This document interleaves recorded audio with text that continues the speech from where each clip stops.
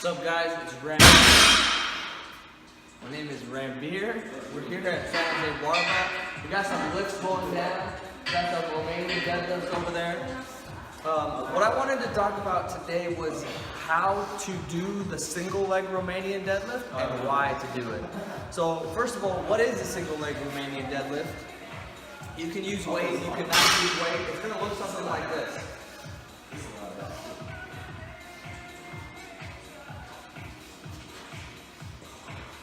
So first of all, some of the reasons why you should do this. Number one, if you want to make an impact in all of your other lifts, so you want to get stronger, you want to have good control of your body, you want to have stability here, you want to have stability in the hips, you want to have the ability to not be wobbling all over the place. So I guarantee if you're stable here, guess what? Your squat's gonna go up, your deadlift's gonna go up, all your lifts are gonna go up. Why do you want your lifts to go up? I'm gonna go ahead and assume that most of you guys are looking to build muscle, burn fat, and feel good. And the way to do that sustainably is to lift weights and get strong. Okay, strength is the key, right? You got injuries and you wanna heal your injuries, you wanna get strong and you won't get injured. You'll be pain-free, all right? The single leg variation of the Romanian deadlift is one of my favorites, but there's some common mistakes that people make. So number one is people will try to, or they'll have some type of thing happening in their spine.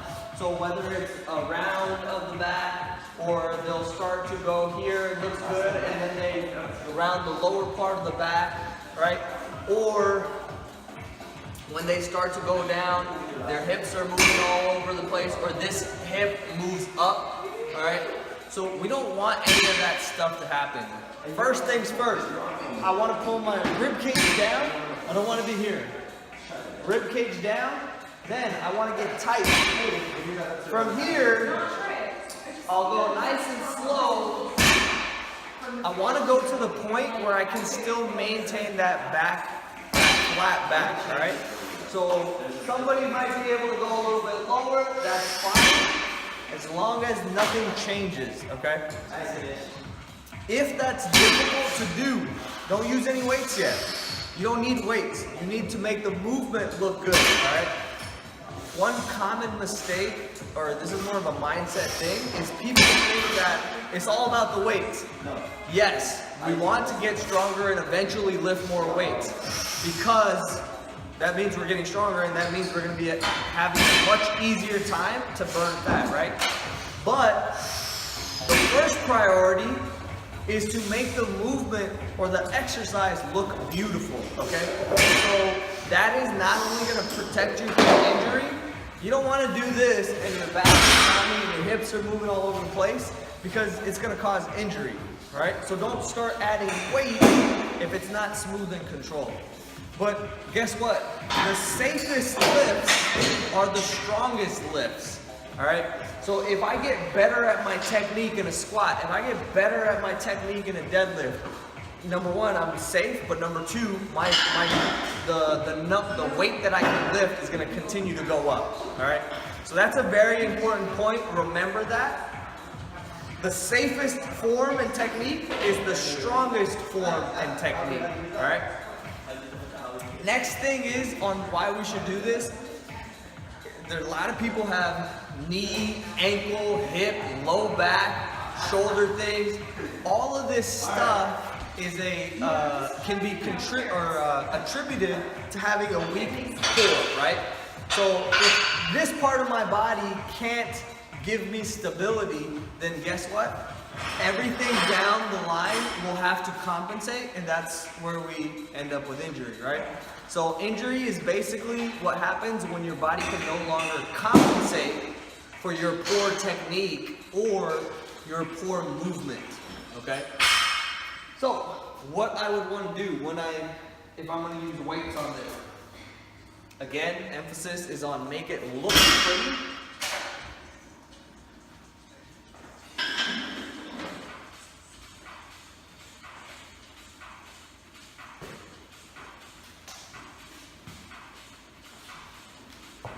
So some things that I really like to focus on is I'll get tight first, right? I'm not going to start moving unless I'm already braced. For those of you guys who don't remember what bracing is, it's simply our breathing, our way of breathing when we lift weights. So when I breathe, I'm going to take a breath into my belly. I'm going to hold that breath. I'm going to get really, really tight. And I'm going to push my hips towards the back wall. Okay? Second thing is you can have a slight bend in the knee. That is okay. And then the last thing is I don't want to go past the point where I can no longer maintain a flat back. So a little bonus thing is, and this is where it's helpful if you have a coach or you have a lifting partner to watch your form, is pay attention. Is my movement coming from my hips or my back? So this is something that's a little bit more subtle. So it might be the difference of, this is the movement is coming in the hips and my back is not moving, and then this is the movement is coming from my spine. So it's not a big difference visually, but you want to pay attention to that, right? Because when you move your spine, you're not getting what we want out of this movement. Sometimes people have a hard time keeping their back flat and moving their hips. And if you're sitting down a lot, you're driving a lot for work, or you're in school and you're sitting at your desk all day, or your job requires you to be at a computer all day, your body forgets how to move your hips, okay? Huge key. In order to have good low back health, knee health, shoulder health, it all comes down to, can you move your hips without moving your back, all right? So that just looks like this. My back is not moving, but my hips are. Okay? So if I can't do that, I will have low back, knee, hip, shoulder issues. Right? So here's a little bonus how you can get around that.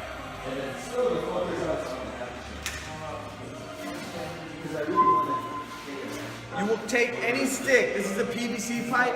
You're going to put it on 3 spots on your back. The back of your head, in between your shoulder blades, and your tailbone. When I do this movement, it should touch all 3 spots at all times. And then I'm just doing a hip hinge. Hip hinge is a fancy way to say I'm folding out my hips, right? Or I'm pushing my butt back and trying to bump somebody behind me, all right?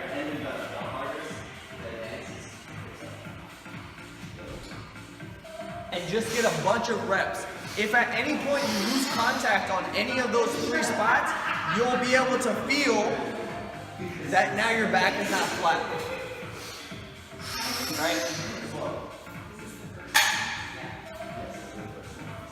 So this is a great tool to be able to help fix your own hip hinge and make all of your other stuff feel better, look better, and then just day to day not have any pain. We don't like pain. If you like pain though, don't do these things and you'll get lots of pain, and then you can't hang out with us.